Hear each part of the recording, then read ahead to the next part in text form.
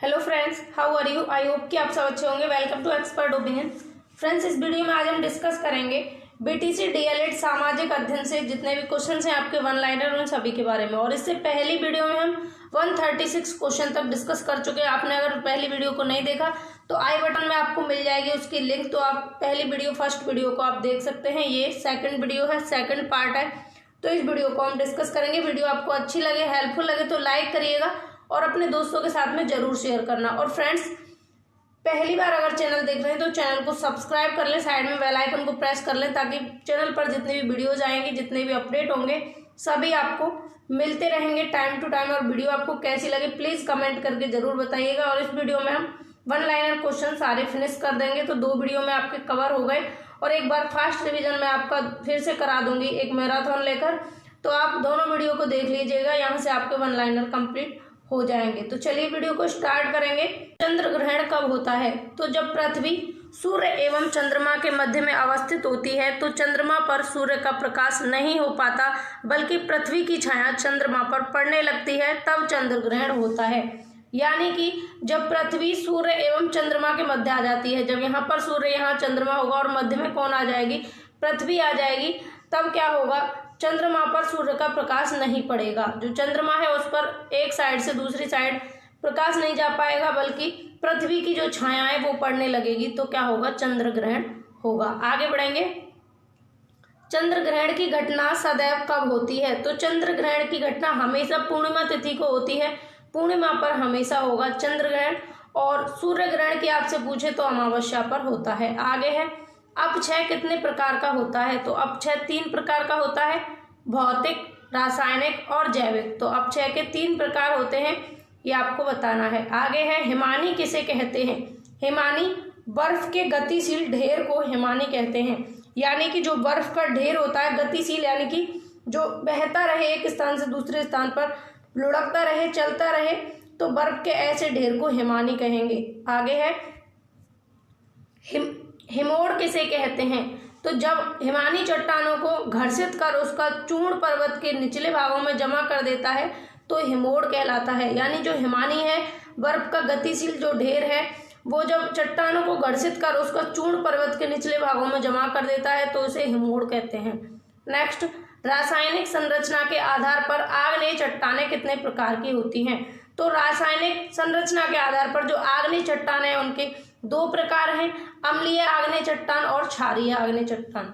Next, अवसादी चट्टानों का निर्माण कैसे होता है? अवसादी चट्टान वे चट्टानें हैं जो विखंडित ठोस पदार्थ से बनी हो या फिर जीव जंतुओं और पेड़ पौधों के जमाव से निर्मित होती हैं, वो अवसादी चट्टानें कहलाती हैं। आगे, अवसादी चट्टानों के 2 उदाहरण बताइए। तो बलुआ पत्थर एवं खड़िया जो है वो अवसादी चट्टानों के 2 उदाहरण हैं। नेक्स्ट, पृथ्वी की आंतरिक संरचना की परतों के नाम लिखिए। तो पृथ्वी की जो आंतरिक संरचनाएं हैं वो कौन कौन सी हैं? सबसे ऊपरी परत को भूपर्पटी, उससे निचली वाली को मेंटल और सबसे लास्ट वाली परत को कोर कहते हैं। जैसे मान लीजिए ये आपकी पृथ्वी है और इसकी ये 3 परतें हैं, तो यहाँ पर ये आपका कोर हो गया, और कोर है, फिर क्या है? मेंटल है, और फिर है भूपर्पटी। तो सबसे ऊपरी भाग क्या है? भूपर्पटी है। रूप परिवर्तनकारी कारक किन्हें कहते हैं?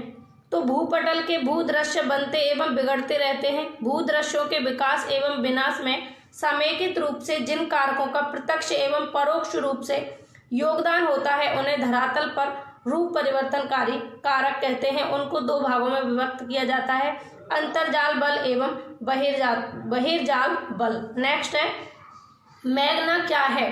मैग्मा क्या है? धरातल के अंदर अर्ध तरल पदार्थ पाया जाता है, जिसे मैग्मा कहते हैं। यानी जो धरातल है उसके अंदर आधा तरल पदार्थ पाया जाता है, उसे मैग्मा कहते हैं। नेक्स्ट है, लावा किसे कहते हैं? तो धरातल के अंदर का अर्ध तरल पदार्थ जब धरातल पर निकल कर फैल जाता है, तो इसे लावा कहते हैं। जो अर्ध तरल पदार्थ है धरातल के अंदर, वो धरातल पर ऊपर निकल आता है और फैल जाता है, इसे लावा कहेंगे। नेक्स्ट, ज्वालामुखी क्या है?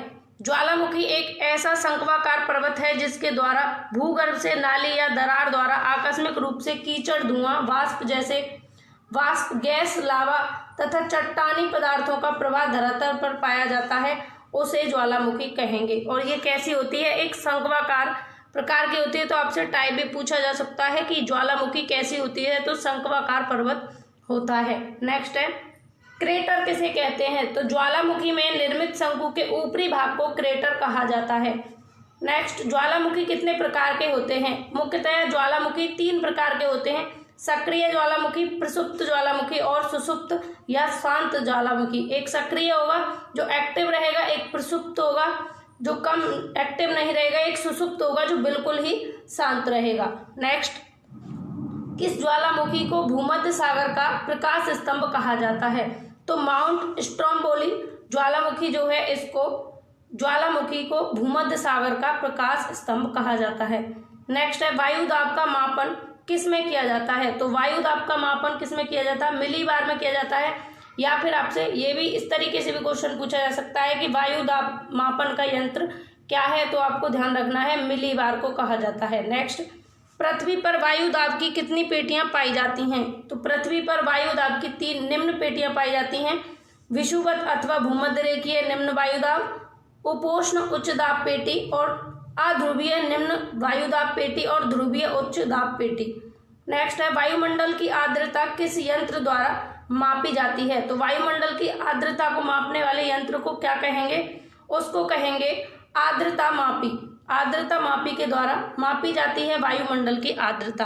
आगे है वायु दाब या वायु भार किसे कहते हैं, धरातल पर पृथ्वी की सभी परतों के पड़ने वाले भार को वायु दाब या वायु भार कहा जाता है। तो जो धरातल है, धरती है, इस पर वायुमंडल की सभी परतें हैं, उन परतों के पड़ने वाले भार को, जो प्रेशर पड़ता है उसी भार को वायु दाब या वायु भार कहा जाता है। नेक्स्ट है पवन किसे कहते हैं, तो एक स्थान से दूसरे स्थान की ओर गतिशील वायु को पवन कहते हैं। जो वायु गतिशील है, एक स्थान से एक एरिया से दूसरे एरिया तक जाने वाली वायु है, उसी को पवन कहेंगे। आगे है कोरियोलिस बल किसे कहते हैं, तो कोरियोलिस बल किसे कहेंगे, पृथ्वी के अपनी धुरी पर घूमने के कारण ही हवाओं की दिशा में विक्षेप या फिर मुड़ना जो होता है, इस परिवर्तनकारी बल को विक्षेप बल अथवा कोरियोलिस बल कहा जाता है। तो आपसे कोरियोलिस बल पूछा जाए या फिर विक्षेप बल पूछा जाए, आपको दोनों ही जगह यही लिखना है, पृथ्वी के अपनी धुरी पर घूमने के कारण, जब पृथ्वी अपनी धुरी पर घूमेगी तो इसके कारण हवाओं की दिशा में विक्षेप होगा, मुड़ाव होगा, इस परिवर्तनकारी बल को ही क्या कहेंगे, विक्षेप बल या फिर कोरियोलिस बल कहेंगे। आगे है पवनों के प्रकार बताइए, तो पवनों के निम्न प्रकार हैं स्थायी अथवा प्रचलित भूमंडलीय पवने, सामयिक या मौसमी पवने अथवा अस्थायी पवने और स्थानीय पवने। यानी कि स्थायी पवने, अस्थायी पवने और स्थानीय पवने, 3 प्रकार आपको बताने हैं, स्थायी, अस्थायी और स्थानीय पवने। नेक्स्ट प्रचंड पचासा तथा चीखता साठा किसे कहते हैं, तो पछुआ पवन के तीव्र गति से चलने और उससे उत्पन्न होने वाली ध्वनि के कारण 50 डिग्री दक्षिणी अक्षांश पर जो प्रचंड पचासा अथवा 60 डिग्री दक्षिणी अक्षांश पर चीखता साठा कहा जाता है। यानी कि जब 50 डिग्री होगा दक्षिणी अक्षांश पर तो उसे प्रचंड पचासा कहेंगे, और 60 डिग्री होगा दक्षिणी अक्षांश पर तब उसे क्या कहेंगे, चीखता साठा। आगे है ट्रेंड विंड्स किसे कहते हैं, तो ट्रेंड विंड्स के बारे में बताना है। व्यापारिक सनमार्गी पवन को अंग्रेजी में ट्रेंड विंड्स कहते हैं। जो व्यापारिक सनमार्गी पवन होती हैं उनको ही इंग्लिश में कहेंगे ट्रेंड विंड्स। नेक्स्ट है मानसूनी पवनें क्या हैं, तो वे पवनें जिनकी दिशा में मौसम के अनुसार पूर्ण परिवर्तन आ जाता है, मानसूनी पवनें कहलाती हैं। यानी कि अकॉर्डिंग टू क्लाइमेट जो पूर्ण परिवर्तन होता है उसी को मानसूनी पवनें कहते हैं। आगे है कृषि के क्षेत्र में क्रांति की शुरुआत कब हुई, तो कृषि के क्षेत्र में बताना है क्रांति की शुरुआत 1960 में हुई थी। 1960 से प्रारंभ हुई क्रांति के क्षेत्र में, कृषि के क्षेत्र में क्रांति की शुरुआत। नेक्स्ट है वर्तमान में भारतीय राष्ट्रीय आय में कृषि का योगदान कितना है, तो 35% योगदान है भारतीय राष्ट्रीय आय में कृषि का। यानी कि जो हमारे देश की आय है, इनकम है, उसका 35% हिस्सा है कृषि का योगदान है। आगे है प्रमुख खाद्यान्न फसलें कौन सी हैं, तो प्रमुख खाद्यान्न फसलें हैं चावल, गेहूं, मक्का, मोटे अनाज, दालें। नेक्स्ट हरित क्रांति का प्रमुख दोष है, तो कुछ फसलों तक सीमित रह जाना ही हरित क्रांति का प्रमुख दोष है। जो हरित क्रांति हुई थी यानी कि कृषि के क्षेत्र में परिवर्तन के लिए, बदलाव के लिए चीज़ें जो हुई थी वो कुछ ही फसलों के लिए सीमित रह गई। ये हरित क्रांति का एक दोष है। नेक्स्ट है मुद्रा का अर्थ क्या है। अब आपको करेंसी के बारे में बताना है। तो मुद्रा में वे सब वस्तुएं शामिल होती हैं जो किसी भी समय एवं स्थान पर बिना संदेह और बिना किसी जांच के अन्य वस्तुओं और सेवाओं को खरीदने और व्यापारिक दायित्वों को चुकाने के साधन के रूप में प्रचलित हैं। यानी कि वो सारी वस्तुएं, वो सारी चीजें शामिल हैं जो किसी भी समय एक स्थान पर बिना संदेह, जैसे हमारे यहाँ की करेंसी रुपया है, तो हम अपने यहाँ के रुपया से अपने देश में कोई भी चीज खरीद सकते हैं और कोई भी व्यापार स्टार्ट कर सकते हैं। यहाँ पर आपको कोई भी जांच की जरूरत नहीं पड़ेगी, कोई आपको रोकेगा नहीं। लेकिन आप डॉलर और या फिर किसी भी देश की मुद्रा से, अलग मुद्रा से अगर यहाँ पर आप कोई चीज खरीदेंगे तो आपको प्रॉब्लम आएंगी। तो मुद्रा वे सब वस्तुएं होती हैं जिनमें किसी भी समय एवं स्थान पर बिना संदेह और बिना किसी जांच के अन्य वस्तुओं और सेवाओं को खरीदने और व्यापारिक दायित्वों को चुकाने के साथ में साधन के रूप में प्रचलित होती हैं। आगे है चेक क्या है। चेक के बारे में, चेक एक शर्त रहित लिखित आज्ञा पत्र होता है। नेक्स्ट, चेक कितने प्रकार का होता है। तो चेक जो है 3 प्रकार का होता है, धारक चेक, आदेश अनुसार चेक और रेखांकित चेक। पूछा जा सकता है आपसे, इंपॉर्टेंट रहेगा। नेक्स्ट है बैंक ड्राफ्ट क्या है। तो बैंक ड्राफ्ट के बारे में आप लोग जानते ही होंगे, आपने डीएलएड किया है तो आपके ड्राफ्ट के थ्रू ही आपकी फीस जमा हुई होगी, तो इसलिए बैंक ड्राफ्ट के बारे में आपके लिए जानना भी इम्पोर्टेंट है और आप जानते भी होंगे। तो बैंक ड्राफ्ट, डिमांड ड्राफ्ट को ही बैंक ड्राफ्ट कहते हैं। बैंक ड्राफ्ट आज्ञा पत्र होता है जिसको लिखने वाला बैंक अपनी अन्य शाखा को आदेश देता है कि उसमें लिखित धनराशि का उसमें लिखित व्यक्ति शाखा संस्था को मांगने पर भुगतान कर दे या कर दिया जाए। आगे है प्रतिज्ञा पत्र क्या है। तो प्रतिज्ञा पत्र एक महत्वपूर्ण साख पत्र है। प्रतिज्ञा पत्र शर्त रहित प्रतिज्ञा होता है। आगे है हुंडी क्या है। तो भारतीय भाषा में लिखा गया साख पत्र ही हुंडी है, जिसमें लिखने वाला किसी निश्चित व्यक्ति को आश्वासन देता है कि वह उसमें लिखित धनराशि का भुगतान स्वयं को या उसमें लिखित व्यक्ति को अथवा उसके आदेश अनुसार धारक को दे दे। इस पर मूल्यानुसार टिकट लगाया जाता है, यही हुंडी होता है। अब आएंगे प्रीवियस ईयर से रिलेटेड क्वेश्चंस जो आपके प्रीवियस ईयर में पूछे जा चुके हैं। तो देखिए 2015 में पूछा गया है, गुलाम वंश का अंतिम शासक कौन था। तो कैकूबाद जो था वो गुलाम वंश का अंतिम शासक था। और कहीं कहीं आपको बृहद्रथ भी देखने को मिल जाएगा, तो आप अकॉर्डिंग टू ऑप्शन आंसर करिएगा। नेक्स्ट है मंगोल आक्रमण से भारत की उत्तरी पश्चिमी सीमाओं को सुरक्षित रखने के लिए बलबन ने कौन से कार्य किए। तो मंगोल आक्रमण से भारत को बचाने के लिए, भारत की उत्तर पश्चिम सीमाओं को सुरक्षित रखने के लिए, सिक्योर रखने के लिए बलबन ने क्या क्या काम किए। तो उसने अपने बेटे मोहम्मद खान को लड़ने भेजा था। आगे है दिल्ली के अधिकांश सुल्तानों द्वारा खलीफा के पद को संभावित करने का वास्तविक लक्ष्य क्या था। तो सुल्तान खुद को खुदा का प्रतीक समझते थे। नेक्स्ट है वराहमिहिर कौन था। ये 2016 में पूछा गया है। तो वराहमिहिर गुप्तकालीन महान गणितज्ञ एवं ज्योतिषाचार्य था। नेक्स्ट कोणार्क का सूर्य मंदिर किस प्रांत में स्थित है, इसका निर्माण किसने कराया। मोस्ट इंपोर्टेंट क्वेश्चन, कोणार्क के सूर्य मंदिर का निर्माण गंग वंश के राजा नरसिंह देव प्रथम ने करवाया था। सूर्य मंदिर कोणार्क यानी कि उड़ीसा में पुरी से लगभग 30 किलोमीटर दूर समुद्र तट पर स्थित है। और आपसे यहाँ से ये भी पूछा जा सकता है वन लाइनर में कि कोणार्क का सूर्य मंदिर कहाँ पर स्थित है। तो आपको ध्यान रखना है उड़ीसा में है, ये पुरी से लगभग 30 किलोमीटर दूर स्थित है और समुद्र के तट पर है। नेक्स्ट, चोलों के शासनकाल में जनपद तथा गांव को क्या कहा जाता था। मोस्ट इंपॉर्टेंट, तो चोलों के शासनकाल में जनपद को नाडु तथा गांव को कुर्रम कहते थे। नेक्स्ट, इब्राहिम लोदी और बाबर का युद्ध कब और कहाँ हुआ। तो सन 1526 में पानीपत के मैदान में इब्राहिम लोदी एवं बाबर का मुकाबला हुआ। इस युद्ध में इब्राहिम लोदी की पराजय हुई, इब्राहिम लोदी मारा गया। बाबर ने लोदी वंश का अंत करके भारत में मुगल वंश की स्थापना की। तो क्या हुआ था, इब्राहिम लोदी मारा गया, हार गया था, और बाबर ने क्या किया था, लोदी वंश की नींव रखी थी भारत में 1526 में। नेक्स्ट, और 1206 से 1526 तक सल्तनत काल चला था।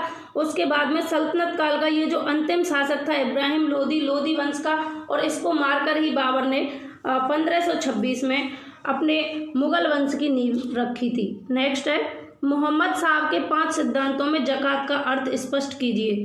तो अपनी वार्षिक कमाई का 2.5% भाग दान करना ही ज़कात है, यानी कि व्यक्ति जितना कमाता था उसका 2.5% जो है दान करना होता था, यही ज़कात था। आगे, पृथ्वी की भूपर्पटी के नीचे अधः स्तर में 3 परतें कौन सी होती हैं? तो अर्ध स्तर में 3 परतें आपको बतानी है। पृथ्वी की भूपर्पटी के नीचे अधः स्तर में 3 परतें होती हैं, कौन कौन सी? सियाल, सीमा और निफे। आगे, बीटीसी 2016 में पूछा गया है, आग्नेय शैल की विशेषता बताइए। तो आग्नेय शैल की विशेषता बतानी है आपको। इन चट्टानों की निम्नलिखित विशेषताएं हैं।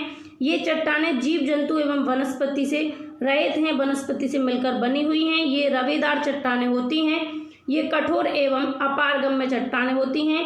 इन चट्टानों में परतें नहीं होती। ये चट्टानें जो होती हैं आग्नेय, इनमें परतें नहीं होती। आगे, ज्वालामुखी कितने प्रकार के होते हैं? तो ज्वालामुखी 3 प्रकार के होते हैं, सक्रिय ज्वालामुखी, सुषुप्त ज्वालामुखी और मृत या शांत ज्वालामुखी। या मैंने आपको अभी बताया था ज्वालामुखी इंपॉर्टेंट है आपके लिए, और आपने देखा 2016 में भी ये पूछा गया है। आगे है, बालू का स्तूप कहाँ पाए जाते हैं? तो पवन द्वारा रेत तथा बालू के निक्षेप से निर्मित टीलों को बालू का स्तूप कहते हैं। इन स्तूपों के आकार में तथा स्वरूप में बहुत विविधता देखने को मिलती है। बालू का स्तूपों का निर्माण शुष्क एवं अर्ध शुष्क भागों के अलावा सागर तटीय भागों में झीलों के रेतीले प्रदेशों से होकर प्रवाहित होने वाली सरिताओं के बाढ़ के क्षेत्रों में पाए जाते हैं, जो कि बालू का स्तूप होते हैं। आगे, सूर्यातप किसे कहते हैं? तो सूर्यताप के बारे में बताना है। पृथ्वी की सतह पर प्राप्त होने वाले सौर विकिरण को सूर्यताप कहते हैं। जो पृथ्वी की सतह पर सूरज से जो विकिरणें आती हैं उसी को सूर्यताप कहते हैं, सूर्यताप कहते हैं। आगे है, मिस्ट्रल तथा ब्लिजर्ड किस प्रकार की हवाएं हैं? मिस्ट्रल तथा ब्लिजर्ड के बारे में बताना है। तो मिस्ट्रल तथा ब्लिजर्ड, थोड़ा ब्लर दिख रहा है, मिस्ट्रल तथा ब्लिजर्ड किस प्रकार की हवाएं हैं? तो मिस्ट्रल हवाएं क्या हैं? यह ठंडी ध्रुवीय हवाएं हैं जो रोन नदी की घाटी से होकर चलती हैं। और ब्लिजर्ड या हिम झंझावात क्या है? हिम झंझावात या ब्लिजर्ड, तो ब्लिजर्ड भी पूछ सकता है और हिम झंझावात भी। तो यह बर्फ के कणों से युक्त ध्रुवीय हवाएं होती हैं जो रूस के टुंड्रा प्रदेश एवं साइबेरिया में ब्लिजर्ड का स्थान नाम क्रमशः पुर्गा व बुरान है। आगे बढ़ेंगे, संविधान सभा कब बनाई गई? इसमें कुल कितने लोग थे? 2016 में पूछा है। तो संविधान सभा की कुल सदस्य संख्या 389 निर्धारित की गई, जिसमें से 292 सदस्य ब्रिटिश प्रांतों से थे और 93 सदस्य देसी रियासतों से थे तथा शेष 4 चीफ कमिश्नर क्षेत्रों से आए थे। और आगे है, हर संप्रभु राष्ट्र का अपना एक संविधान होता है। भारत का भी अपना पृथक संविधान है जिसे संविधान निर्मात्री सभा ने तैयार किया था। तो आपसे पूछा जाए कि भारत का संविधान किसने बनाया? तो संविधान निर्मात्री सभा ने बनाया। कैबिनेट मिशन योजना के अनुसार जुलाई 1946 में संविधान सभा के 296 स्थानों के लिए चुनाव हुए। संविधान सभा का प्रथम अधिवेशन 9 दिसंबर 1946 को शुरू हुआ। यहाँ से पूछा जा सकता है, इम्पोर्टेंट है कि संविधान सभा का प्रथम अधिवेशन कब हुआ? तो 9 दिसंबर 1946 को शुरू हुआ। डॉक्टर सच्चिदानंद सिन्हा को सर्वसम्मति से सभा का अस्थायी अध्यक्ष चुना गया। मोस्ट इम्पोर्टेंट कि संविधान सभा का अस्थायी सदस्य या अध्यक्ष किसे चुना गया? तो डॉक्टर सच्चिदानंद सिन्हा को। 11 दिसंबर 1946 को कांग्रेस के वरिष्ठ नेता डॉक्टर राजेंद्र प्रसाद को संविधान सभा का स्थायी अध्यक्ष निर्वाचित किया गया। यानी कि अस्थायी अध्यक्ष पूछा जाए तो डॉक्टर सच्चिदानंद सिन्हा और स्थायी अध्यक्ष पूछा जाए तो डॉक्टर राजेंद्र प्रसाद को चुना गया। संविधान का उद्देश्य प्रस्ताव पंडित जवाहरलाल नेहरू द्वारा 13 दिसंबर 1940 को प्रस्तुत किया गया। आगे है, पंथ निरपेक्ष से आप क्या समझते हैं? तो पंथ निरपेक्ष राज्य उस राज्य को कहा जाएगा जिसमें राज्य की निगाह में सभी पंथ समान हो, सभी धर्म समान हो। यानी कि आपसे पंथ निरपेक्ष पूछे या धर्म निरपेक्ष राज्य पूछे तो धर्म निरपेक्ष राज्य वो होगा जिसमें सभी धर्म समान होंगे, सभी पंथ समान होंगे, किसी के साथ कोई भेदभाव नहीं किया जाएगा। नेक्स्ट है, कालिदास के 2 ग्रंथों के नाम लिखिए। तो रघुवंश महाकाव्य और अभिज्ञान शाकुंतलम। रघुवंशम और अभिज्ञान शाकुंतलम 2 महान ग्रंथ हैं कालिदास के द्वारा रचित। आगे है गुप्तकालीन चित्रकला के 2 केंद्रों के नाम बताइए। मथुरा, सारनाथ और पाटलिपुत्र गुप्तकालीन चित्रकला के प्रमुख केंद्र थे। आगे राजपूतों की उत्पत्ति से संबंधित 2 सिद्धांतों का नाम उल्लेख कीजिए। तो राजपूतों की उत्पत्ति से संबंधित ये क्वेश्चन 2019 में भी पूछा गया था, तो अब भी पूछे जाने के चांसेस हैं, और 2016 में भी पूछा गया है सेकंड टाइम, यानी कि री वाले लोगों से। तो देखिए, राजपूतों की उत्पत्ति का प्रश्न भारतीय इतिहासों में बहुत ही विवादग्रस्त है, जो इतिहासकारों में बहुत ही विवादग्रस्त है ये प्रश्न। महाभारत में राजपूत शब्द का उल्लेख कुलीन क्षत्रिय वंश के लिए किया गया। बाण के हर्षचरित में, जो बाणभट्ट का हर्षचरित है, उसमें राजपूत शब्द का प्रयोग सैनिकों हेतु किया गया। अब तक राजपूतों की उत्पत्ति के संबंध में कोई सर्वमान्य मत स्थापित नहीं किया जा सका। इस संबंध में विद्वानों ने निम्नलिखित सिद्धांत प्रतिपादित किए, यानी कि कोई ठोस प्रमाण नहीं है राजपूतों की उत्पत्ति का, बट कुछ सिद्धांत है जिनके बारे में बात कर लेते हैं। तो पहला है विदेशी उत्पत्ति का सिद्धांत, यानी कि इनकी उत्पत्ति कहाँ से मानी गई? विदेशों से।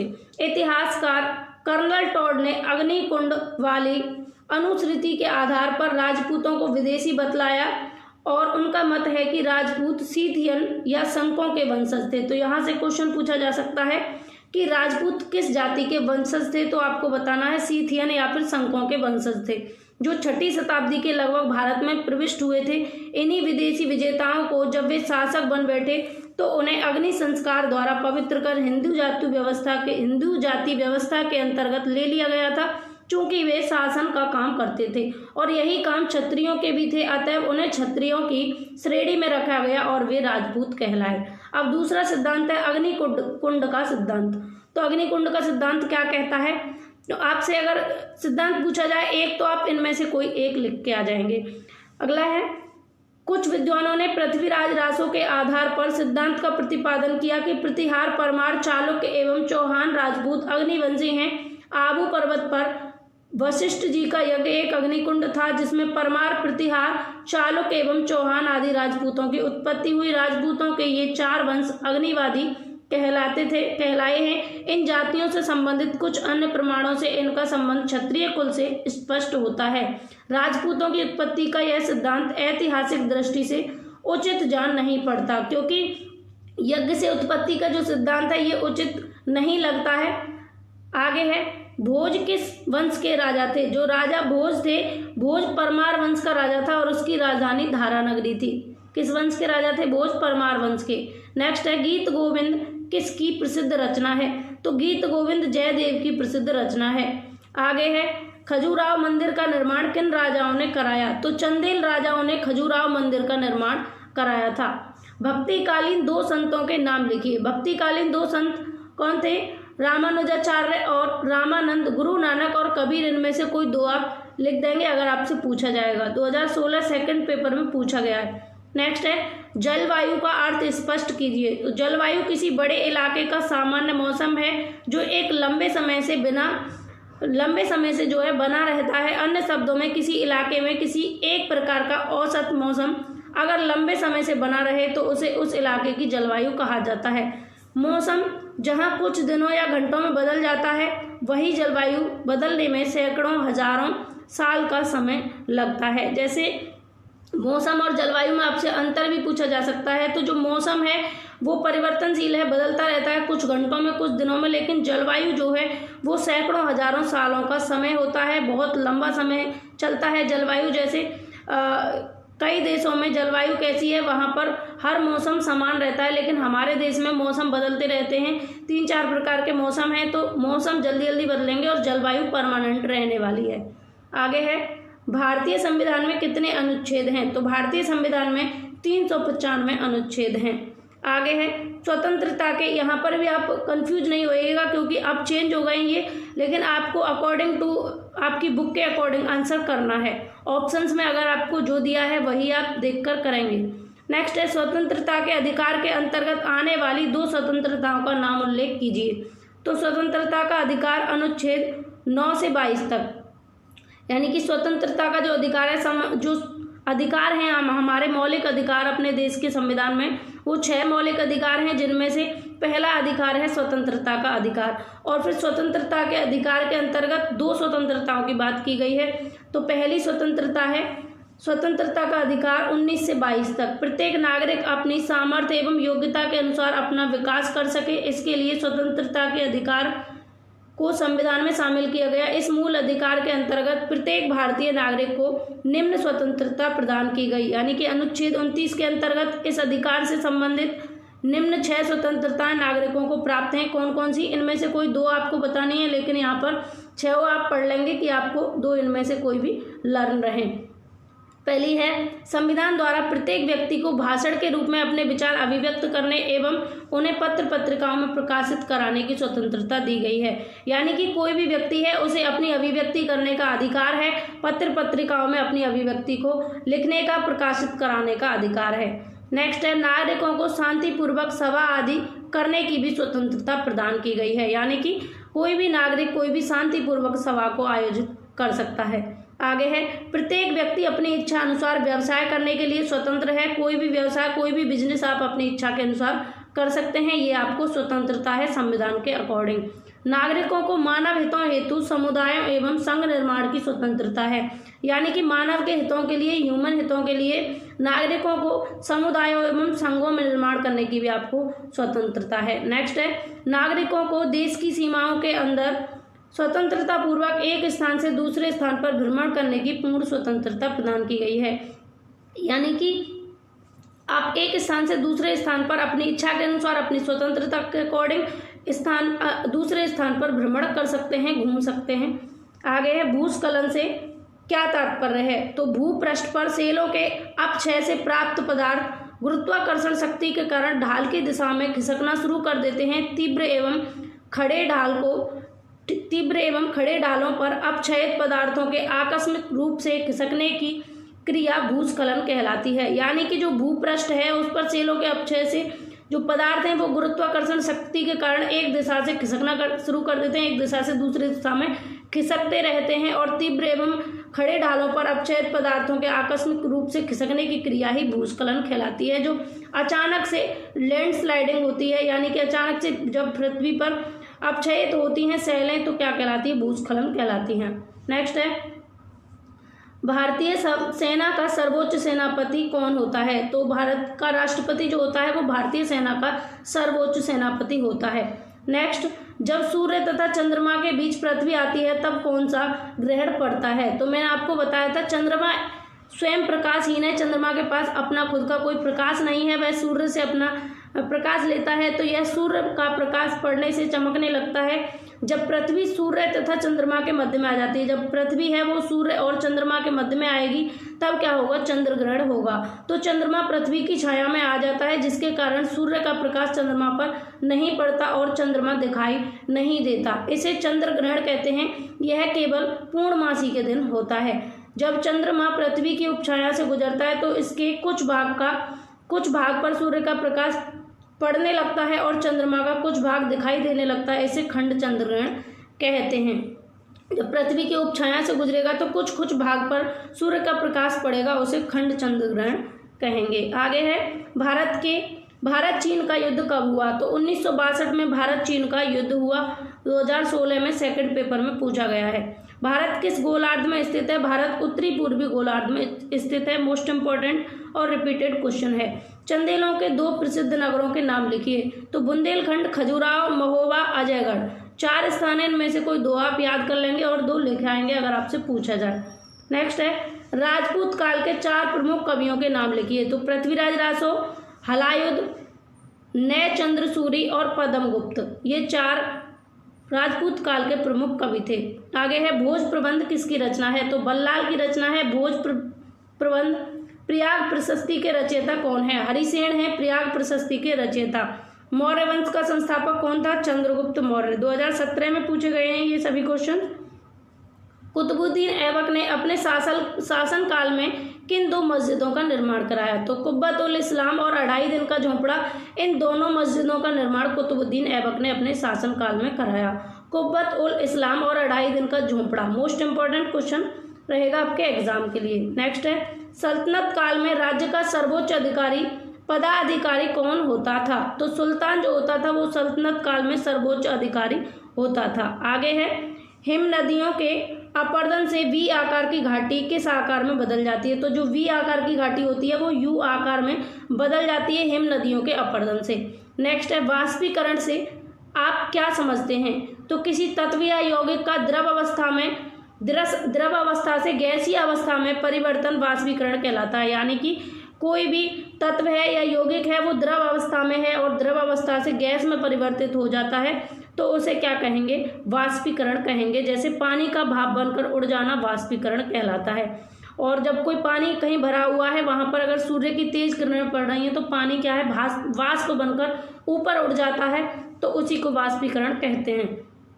आगे है सूर्याभिताप किसे कहते हैं? 2017 में पूछा गया है। सूर्य से आने वाली ऊष्मा वातावरण द्वारा सोख ली जाती है, सूर्याभिताप कहलाती है।